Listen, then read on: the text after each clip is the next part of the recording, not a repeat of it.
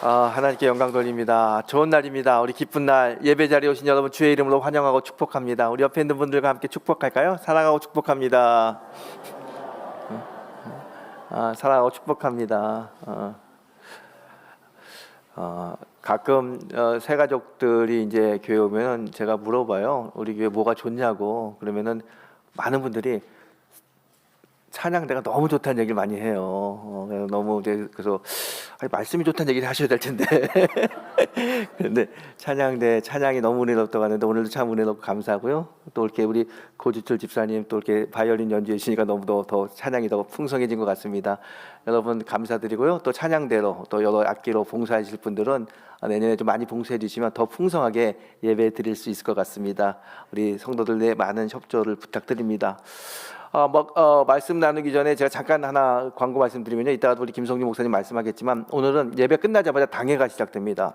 우리 당회에 또 우리 이번 신천 장로를 뽑아야 되기 때문에 당회가 빨리 진행돼야 됩니다. 여러분 예배 끝나자마자 어디 가지 마시고 그냥 곧바로 진행될 수 있도록 협조해 주시고요.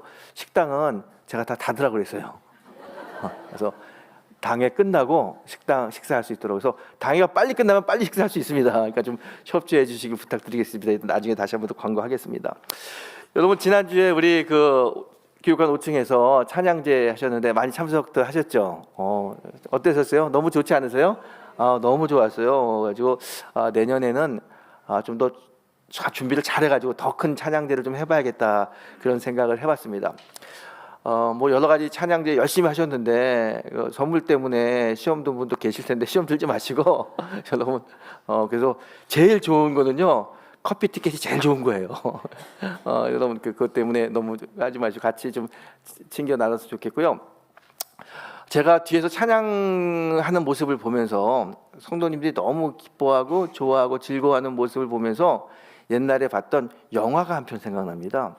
1997년에 개봉됐던 영화인데 천국의 아이들이라고 하는 영화입니다. 보신 분도 계시겠지만 굉장히 짧은 영화고 내용은 단순합니다.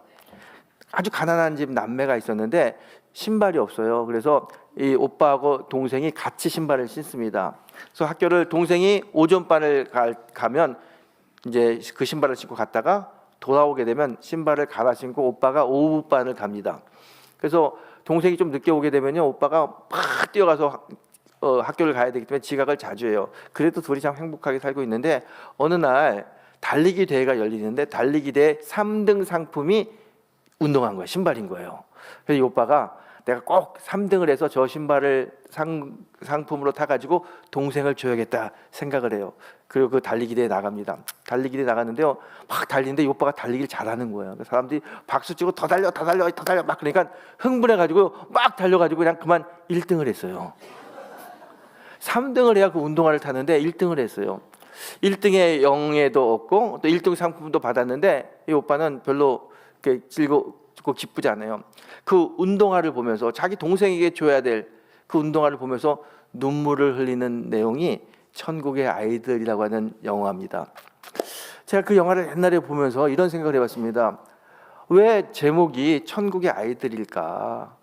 이 오빠하고 동생, 이 남매가 그 삶이 서로 사랑하고 나누는 게 마치 천국을 보여주는 것 같아요. 그래서 참 제목이 천국의 아이들이라고 했구나라는 생각을 하게 됐습니다. 여러분 저는 우리 지난주에 찬양제 막 하면 보면서 이런 생각이 들더라고요. 우리 교회가 세계 최고의 교회, 한국에서 1등 가는 교회가 되는 것보다 더 중요한 것은 우리 교회가 천국 같은 교회가 되는 거야겠다라는 생각을 해왔습니다. 여러분 그렇지 않습니까? 1등 되는 교회보다는 천국과 같은 교회를 만드는 일에 서로 힘써주는 성도가 되길 바랍니다. 늘 웃으면서 찬양하고 서로 도와주고 격려하는 거 얼마나 기쁩니까? 그런 천국을 만드는 일에 쓰임받는 그리고 같이 열심히 노력하는 목회자와 성도가 되기를 바랍니다. 특별히 이 대림절에 우리의 가정이, 우리의 교회가 천국과 같은 교회가 되고 천국과 같은 가정이 되기를 주님의 이름으로 축복합니다. 자, 오늘 본문 말씀은요, 이 대림절에 단골로 설교되는 본문입니다.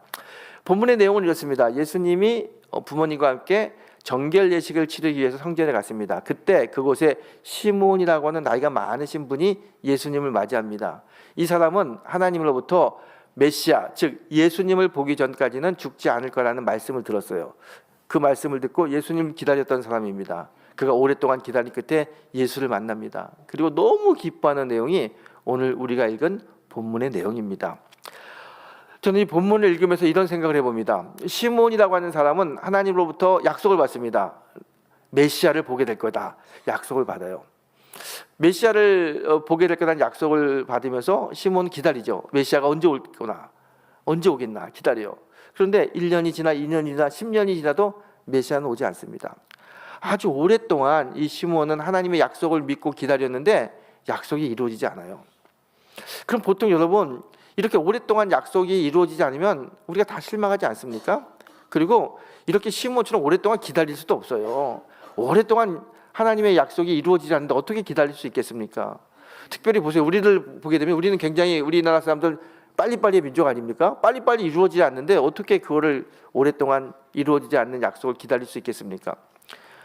우리는 인터넷도 빨라야 되고요. 또 배송도 빨라야 됩니다. 그래서 새벽 배송이라는 게 생기지 않았습니까? 물건을 주문하면 새벽에 와요. 얼마나 빨리 옵니까? 그런데요, 가끔 저희 아내도 이제 새벽 배송을 하는데 저는 밤에 일이 있어서 나가보게 되면요, 그 새벽에 와야 될 물건이 밤에 와 있어요.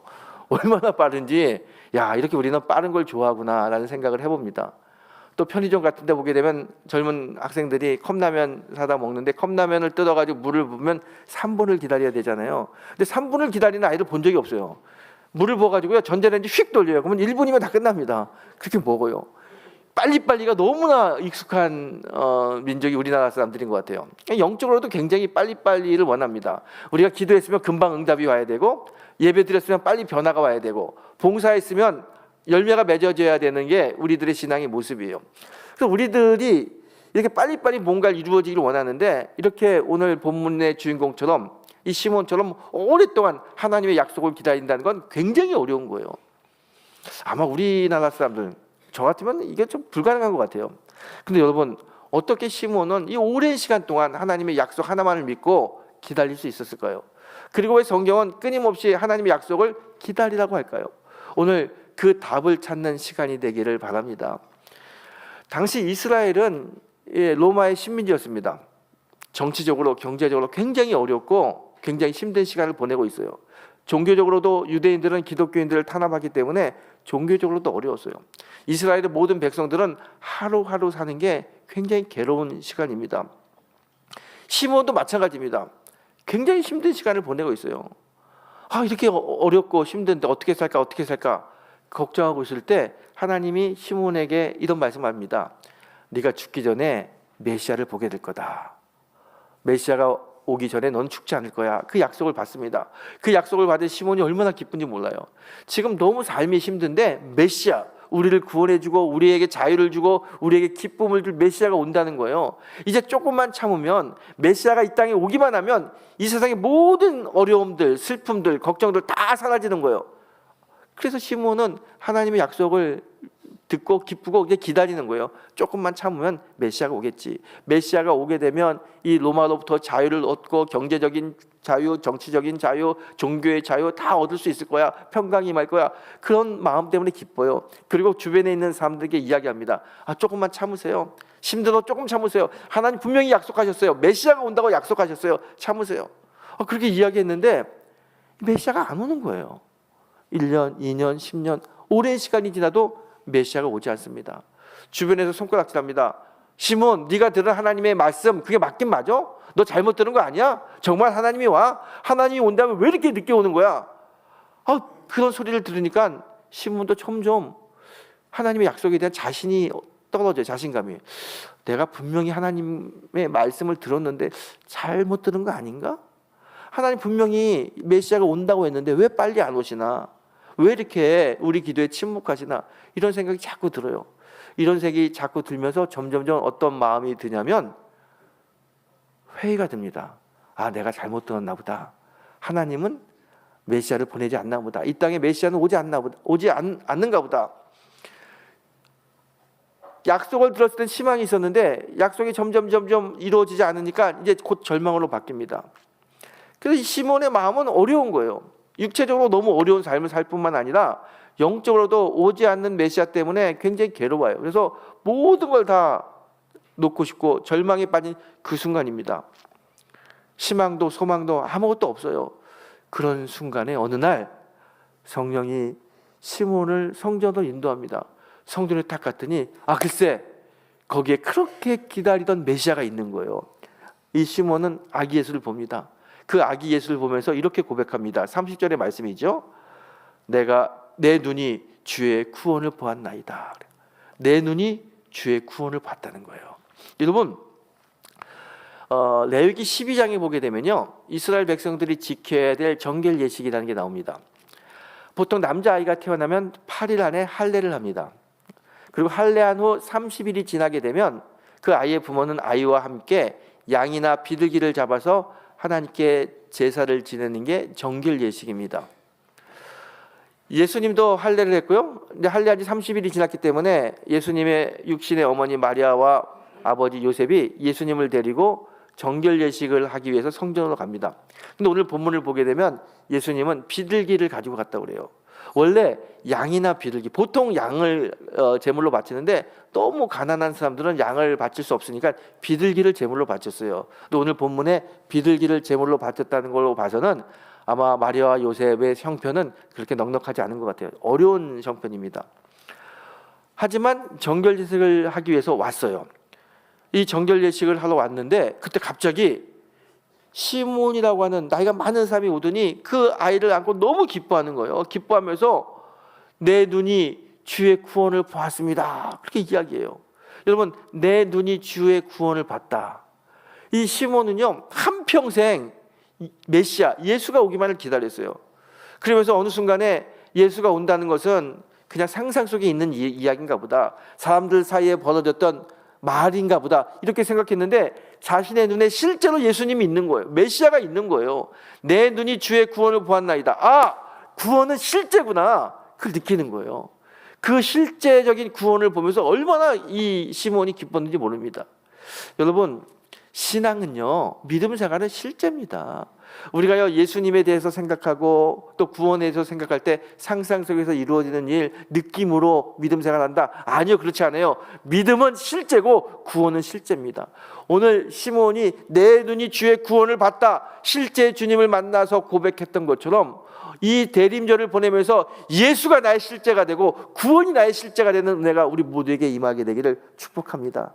여러분 기억하세요. 구원은 실제입니다. 믿음도 실제입니다. 이 시몬 실제적으로 메시아를 만났어요.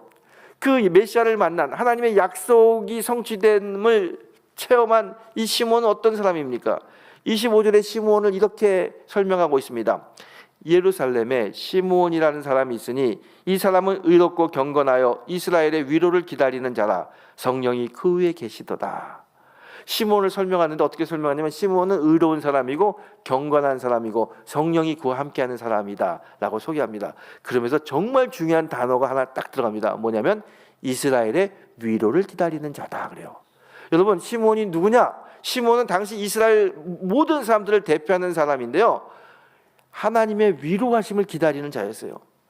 시몬뿐만 아니라 당시 이스라엘 모든 사람들은 하나님의 위로하심을 기다렸습니다.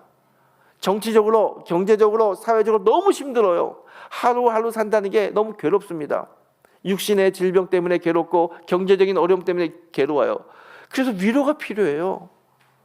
특별히 하나님의 위로가 필요합니다. 하나님께서 그들에게 메시아를 통해서 너에게 위로를 주시겠다고 약속하셨어요. 그 약속을 기다리는 사람들, 하나님의 위로가 필요한 사람들이 이스라엘 백성들이고요, 거기에 대표적인 사람이 바로 시몬이에요. 그런데 오늘 그 시몬에게 하나님의 위로가 임하는 거예요. 아기 예수를 딱 보는 그 순간 시몬이 가졌던 걱정, 근심, 삶의 고뇌가 다 사라지고 마음속에 하늘로부터 내려온 평강이 임하는 거예요. 메시아를 보는 순간, 예수를 보는 순간 너무나 마음에 평화가 오고 기쁨이 있는 거예요. 그래서 주의 위로가 나에게 임하는구나, 주의 위로가 나에게 임하는구나, 하나님의 위로하심을 보면서 시몬이 기쁘게 찬양합니다. 어린 아기 예수를 안고요, 하나님 감사합니다. 제가 드디어 메시아를 봤습니다. 내 마음에 하나님이 주시는 평강이 임합니다. 그렇게 찬양하고 기뻐했던 그 시몬, 그 시몬을 한번 상상해 보십시오. 여러분, 이 시몬에게 하나님의 위로가 임하기까지 하나님이 어떻게 시몬을 인도하셨습니까? 그 힘든 세상 속에서 정치, 경제적으로, 사회적으로 어려움을 가지고 있는 그 시몬에게 하나님 약속하지요. 네가 죽기 전에 메시아를 볼 거다. 말씀을 주셨어요. 그리고 말씀을 붙들게 합니다. 그리고 오늘도 하나님이 이 시몬을 인도하는 거예요. 하루 중에 아무 때나 성전에 가면 되는데 마침 예수님이 있는 그 순간에 탁 시몬을 성전으로 가게 해가지고 메시아를 만나게 합니다. 하나님이 이런 분이에요. 말씀을 주시고 말씀을 붙들게 하고 어려운 환경 속에서도 하나님 바라보게 하고 결정적으로 하나님께서 인도하셔서 메시아를 만나게 하시는 하나님, 그 하나님의 인도하심으로 오늘 시몬이 그렇게 기다렸던 아기 예수 메시아를 만나게 되는 겁니다. 여러분, 그래서 저는 오늘 이 본문을 읽으면서 이런 생각이 듭니다. 우리가 믿음 생활 하잖아요. 믿음은 뭐냐? 믿음에 대한 정의를 여러 가지 내릴 수 있는데, 특별히 이 대림절에 믿음은 다른 게 아니라 믿음은 하나님의 약속을 기다리는 거다라고 이야기하고 싶습니다. 여러분, 믿음은 하나님의 약속을 기다리는 겁니다. 하나님의 약속은 반드시 성취됩니다. 시몬에게 네가 죽기 전에 메시아를 보게 될 것이라고 하는 약속을 하나님이 이루시잖아요. 하나님의 약속은 반드시 이루어집니다. 그래서 그 약속을 믿고 신앙생활하는 거, 그게 믿음이라는 거예요. 믿음은 하나님의 약속을 기다리는 겁니다. 여러분, 우리가 신앙생활하면서 얼마나 많은 하나님의 약속을 들었습니까? 너는 내 사랑하는 아들이다. 너는 내 딸이다. 네가 어디로 가든지 내가 너와 함께 하겠다. 그 약속하고요. 또 우리가 아팠을 때 기도할 때 치유의 손길을 주겠다고 약속하신 적도 있고요. 또 자녀 문제 때문에 괴로워서 기도할 때 그 자녀를 내가 축복한다고 약속하셨습니다. 수많은 어려움 속에서 하나님은 그때마다 우리에게 약속하셨어요. 약속이 당장 이루어지지 않는다 할지라도 하나님의 약속은 이루어집니다. 그래서 믿음은 뭐냐면 그 약속을 기다리는 거예요. 하나님이 우리에게 주신 약속은 반드시 하나님이 이루십니다. 믿음은 그 약속을 기다리는 겁니다. 시몬이 약속을 기다렸듯이 우리도 우리에게 주신 약속을 기다리며 하나님의 놀라운 은혜를 맛보는 믿음의 성도가 되길 축원합니다. 여러분, 꼭 기억하세요. 믿음은 하나님의 약속을 기다리는 거다. 오늘 시몬, 하나님께서 주신 약속, 네가 반드시 메시아를 보게 될 거다. 그 약속을 기다렸더니 어떤 일이 일어납니까? 진짜 보게 되잖아요. 예수님이 자신의 삶 속에 실제로 오는, 그리고 그 예수님 때문에 마음의 평강이 임하는 축복을 받게 됩니다. 여러분, 그동안 시몬은 눈물로 기도 많이 했습니다.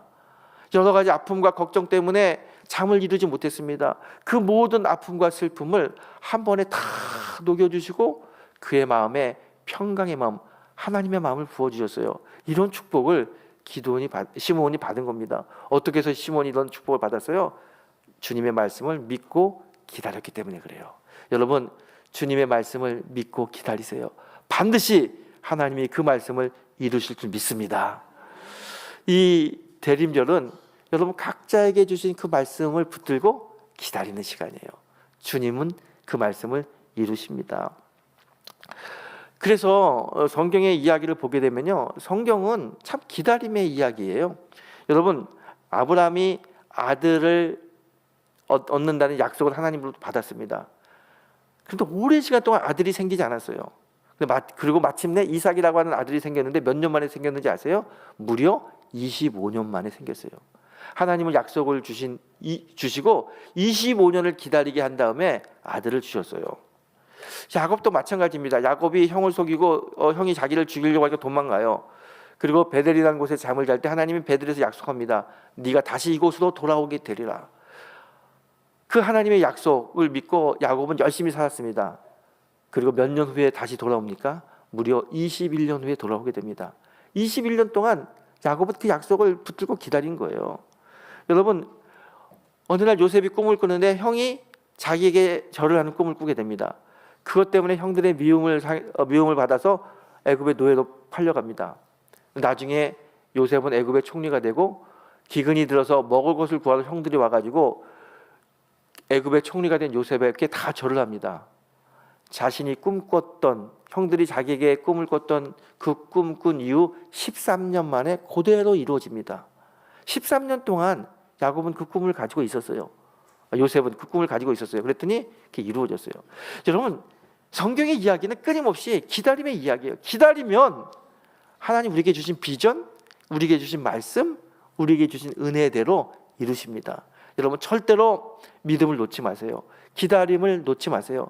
기다리는 가운데 하나님의 은혜를 맛보는 믿음의 성도가 되길 바랍니다.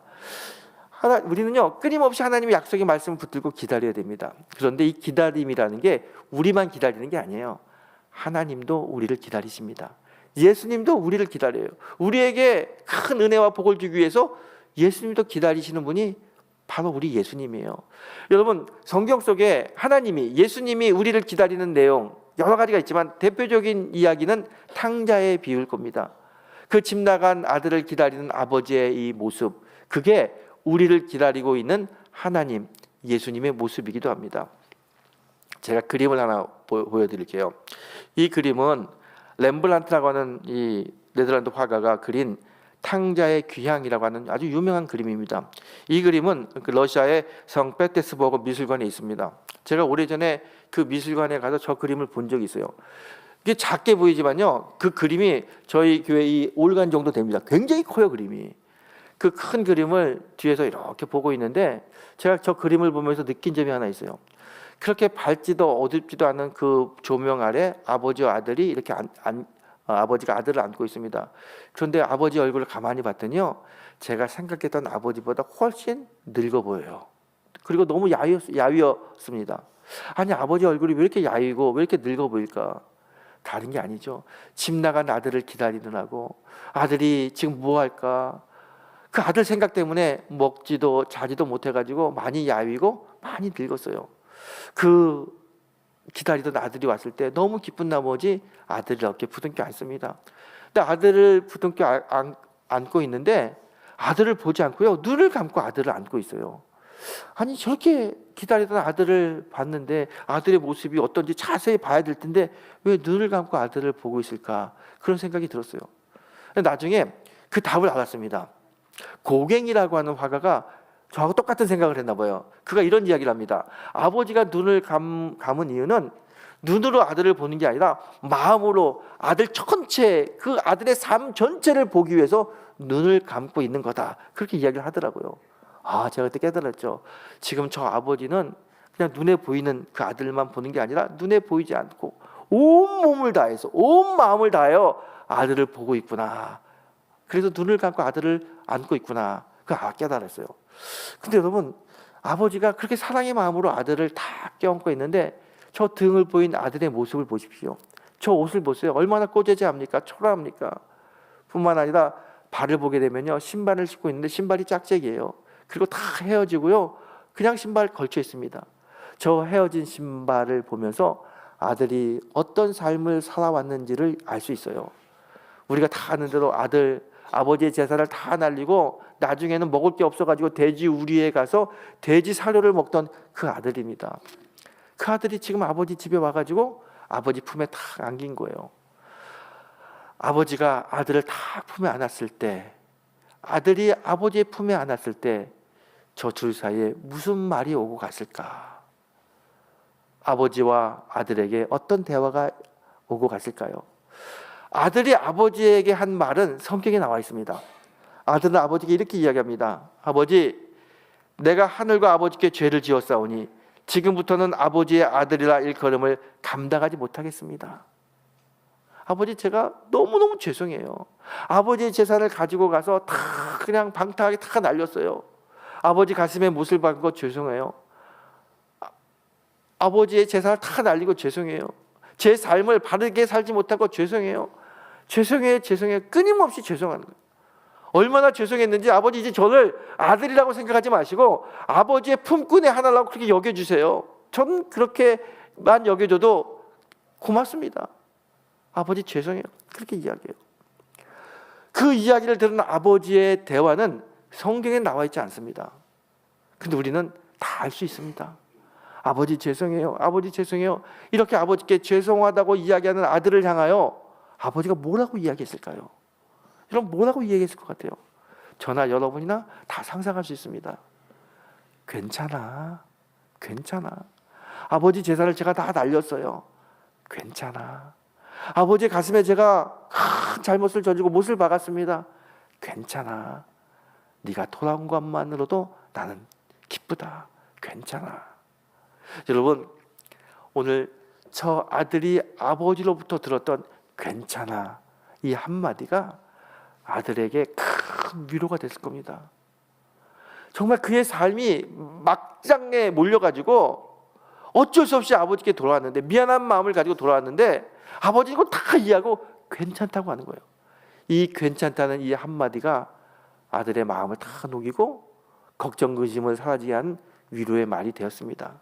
마치 오늘 시므온이 어린 예수를 봤을 때 그에게 하늘의 위로가 임한 것처럼 오늘 이 아들도 하늘의 위로가 임한 겁니다. 여러분 아버지는 우리 주님 하나님을 이야기하죠.